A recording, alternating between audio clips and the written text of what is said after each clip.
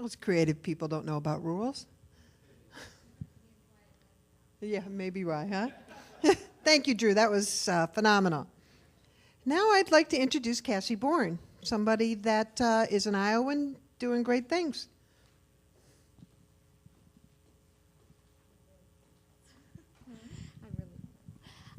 Don't be. She's really nervous. I told her don't. I emailed Deb about speaking, and I had created a list of 56 things I wanted to do before I was 25, and speaking to a crowd was one of them, and she was like, let's make that happen, and I got here, and I was like, I'm really scared.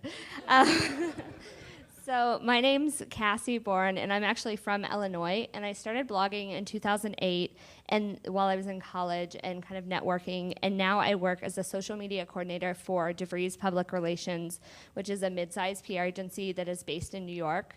And I work as the social media coordinator across teams on all of their digital strategy and blogger relations and community management.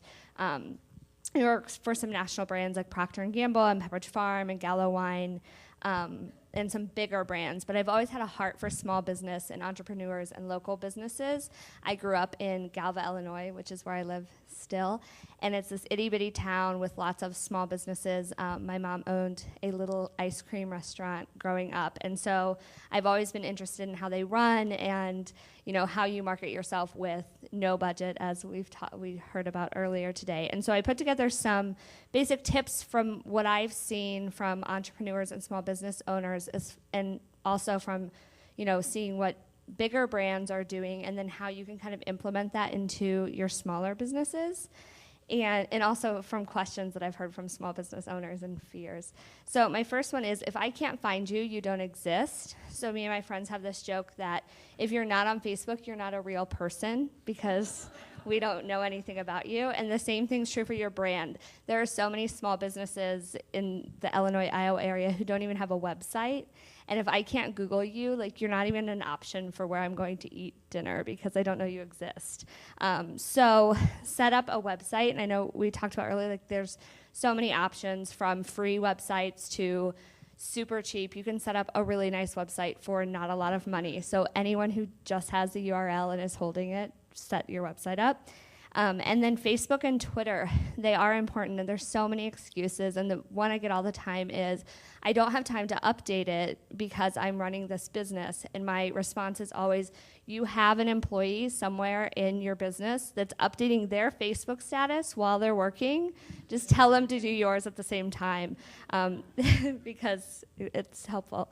And there was a lady who was in Tulsa, and she actually owned a purse store.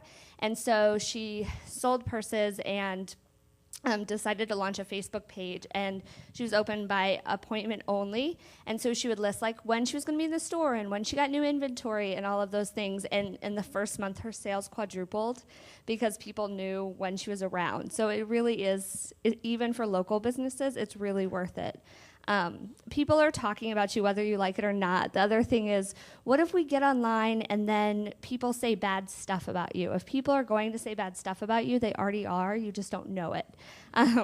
So first things first, Google yourself, and don't just Google the name of your store, but the name of your store in your city and state, because sometimes, you know, you'll miss those things, or there'll be 2 stores and you'll think, oh, I'm safe, but you're really not. And then set up Google Alerts. So I have a Google Alert set up for Cassie Boorn because I'm a narcissist. And so every time someone mentions my name in a blog post or an article, I get an email with a link, and then I can leave comments or email and thank people. See if you're on Yelp. A lot of people use that for, like, to find restaurants and stores and places to hang out. See if you're on there, and if you are on there and have good reviews, that's awesome. And if you're not, or if you have bad reviews, talk to regular customers or clients and have them, you know, ask them if they'll leave a review for you, so at least there's something on there about you, and it's positive. Connect with the community. There's so many new ways to connect with the community. This winter, the Quad City Mallards actually DM'd me on Twitter and asked if they could give me hockey tickets to take my son to his first hockey game. And I'm so not a sports person, so I would have never taken him to a hockey game because I would have just avoided it. But they gave him to me, so I took him, and now he wants to go again and again, and my friends know that he went. And it was such an easy thing for them to do. And, you know, we really appreciated it. Host tweet-ups at your place of business, whether it's a restaurant or a store, and invite local bloggers. Start a local group. Like if you're a restaurant and you have, a large bar there, have a wine tasting group. If you're a coffee shop, have a coffee lovers group and invite people. Like having people come in and connect with you is such an easy way to get people in your business. And the next one is be the expert. I have a friend, and she owned kind of a fashion consulting personal shopper business. And I was always kind of like, why would you need a personal shopper? Because that seems kind of one of those extras. And then she would start talking about like the fit of your clothes and accessories and these tips. And like you could tell that she had a knowledge about shopping that was way beyond any normal person. And I feel like there's a lot of that in this room of like you have an expertise about something that's way deeper than anyone else. So she started a blog and she shares daily tips and she shares her outfits and she shares suggestions, and she's built this huge readership that then, kind of validates her knowledge that now they're wondering, well, maybe I do need a personal shopper because she has a lot of information. So, create a blog or create somewhere where you're sharing the tips and not just promoting your business. I always get a little weary about this because I always think of those people who'd come into your house and tell you like how dirty your carpet was and then try and sell you a vacuum cleaner. And you're kind of like, is my carpet really dirty at all, or were they just selling it? So, try and make it just genuine and just sharing the information and not too salesy.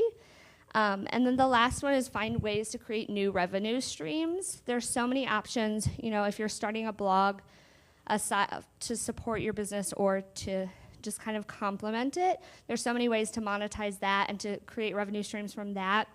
Hosting courses or webinar, like if you have a jewelry shop, teaching people how to make bracelets or necklaces or earrings, on a webinar or something is another way to bring in more revenue that you wouldn't otherwise have. And I think I talked really fast, so I'm probably not out of time yet. I have 3 minutes left. Okay. I was overtime when I was practicing all day today, and then I got up here and I was like really nervous. But thank you.